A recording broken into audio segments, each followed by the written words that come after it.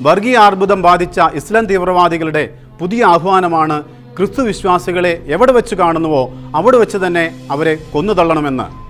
അതിന് അവർ പരസ്യമായി ആഹ്വാനം നൽകുന്ന വീഡിയോ IS-നോട് ആഭിമുഖ്യം പുലർത്തുന്ന ടെലിഗ്രാം ചാനലിലൂടെ അവർ പുറത്തുവിട്ടു.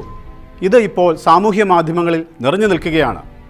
IS ബന്ധമുള്ള മദാനി ഫൗണ്ടേഷൻ്റെതായി പുറത്തു വന്നിരിക്കുന്ന വീഡിയോയിലാണ് ലോകമെമ്പാടും പ്രത്യേകിച്ച് യൂറോപ്പിൽ ക്രൈസ്തവർക്കെതിരെ ആക്രമണം നടത്തുവാൻ ഇസ്ലാം മതസ്ഥരോട് സംഘടന ആഹ്വാനം ചെയ്തിരിക്കുന്നത്. ഇതിൻ്റെ ഭാഗമായുള്ള നിഗൂഢ പദ്ധതികൾ ആരംഭിച്ചു കഴിഞ്ഞതായി Meir Amit intelligence and terrorism information സെൻ്ററിൻ്റെ റിപ്പോർട്ടിൽ പറയുന്നു. സ്വർഗം വേണമെങ്കിൽ മുസ്ലിങ്ങൾ തങ്ങളുടെ മതത്തെ സംരക്ഷിക്കണമെന്നും അതിന് പ്രതിഷേധങ്ങളും പ്രകടനങ്ങളുമല്ല ആവശ്യം, ക്രൈസ്തവർക്കെതിരെ ആക്രമണം നടത്തുകയാണ് വേണ്ടതെന്നുമാണ് IS-ൻ്റെ ആഹ്വാനം.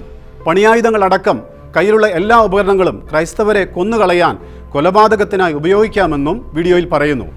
നെയിൽ ഗൺ ഉപയോഗിച്ച് ക്രൈസ്തവരെ കുരിശിൽ തറയ്ക്കണമെന്നും ട്രക്ക് ഡ്രൈവർമാർ ക്രൈസ്തവരുടെ ചോര കൊണ്ട് തെരുവുകൾ കഴുകുന്നതുവരെ അവിടെ മേൽ വണ്ടി കയറ്റണമെന്നുമുള്ള കടുത്ത വർഗീയ പരാമർശങ്ങളാണ് ഈ വീഡിയോയിലുള്ളത്.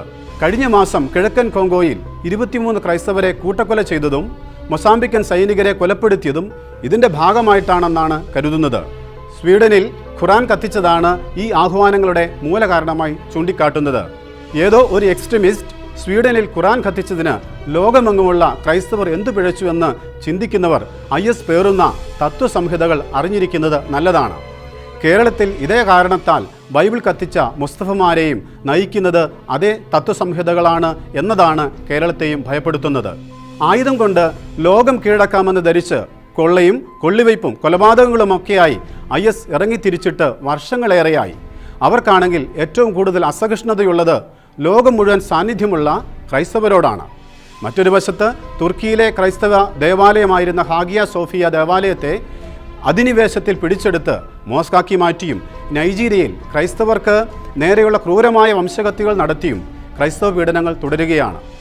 ന്യൂസിലാൻഡിൽ മറ്റൊരു എക്സ്ട്രീമിസ്റ്റ് ബോംബ് പൊട്ടിച്ചതിന് മുമ്പൊരു ഈസ്റ്റർ ദിനത്തിൽ ശ്രീലങ്കയിലും കഴിഞ്ഞ പന്തക്കുസ്ത തിരുനാളിൽ നൈജീരിയയിലും ക്രൈസ്തവ ദേവാലയങ്ങൾ മുസ്ലിം തീവ്രവാദികളാൽ ആക്രമിക്കപ്പെട്ടിരുന്നു. ആക്രമണങ്ങളിലെല്ലാം കൊല്ലപ്പെട്ടത് നിരവധി ക്രൈസ്തവരാണ്. IS ലോകമെങ്ങും പടർത്തുന്ന ആഗോള ക്രൈസ്തവ വിരുദ്ധത കേരളത്തിലും ശക്തമായി വരുന്നു. അതിൻ്റെ ഭാഗമായിട്ട് തന്നെയാണ് കുന്തിരിക്കം വാങ്ങിച്ച് വീട്ടിൽ കാത്തുവച്ചോട എന്ന മുദ്രാവാക്യം ആലപ്പുഴയിൽ മുഴങ്ങിയത്. ഇപ്പോൾ മുസ്തഫ ബൈബിൾ കത്തിച്ചതും കഴിഞ്ഞ ക്രിസ്മസിന് പുൽക്കൂട് തകർത്തതും എട്ടും പൊട്ടും തിരിയാത്ത കുറേ കുട്ടികൾ സൂറത്ത് ഉദ്ധരിച്ചുകൊണ്ട് ക്രിസ്തുവിനെ അവഹേളിച്ചതുമൊക്കെ ഇത്തരക്കാരിൽ നിന്ന് ലഭിച്ച പ്രചോദനം വഴി തന്നെയാണ്. ക്രൈസ്തവ ഹൈന്ദവ നേതാക്കന്മാരുടെ ലിസ്റ്റ് തയ്യാറാക്കി ഉന്മൂലനം ചെയ്യുവാൻ പോപ്പുലർ ഫണ്ട് പദ്ധതി ഒരുക്കിയിരുന്നു എന്ന NIA വെളിപ്പെടുത്തലും IS-ന്റെ ആഹ്വാനവും ഒരേ നാണയത്തിൻ്റെ രണ്ട് വശങ്ങൾ പോലെ പരസ്പര ബന്ധിതമാണ്. ക്രൈസ്തവർക്കെതിരെയുള്ള ഇത്തരം വാർത്തകൾ കണ്ടാലും ഇത്തരക്കാരെ പിന്തുണയ്ക്കുന്നവരുടെ കയ്യിൽ നിന്നും പണം വാങ്ങി മാധ്യമ പ്രവർത്തനം നടത്തുന്ന ഒരു പത്രമാധ്യമങ്ങളും അത് വാർത്തയാക്കില്ല.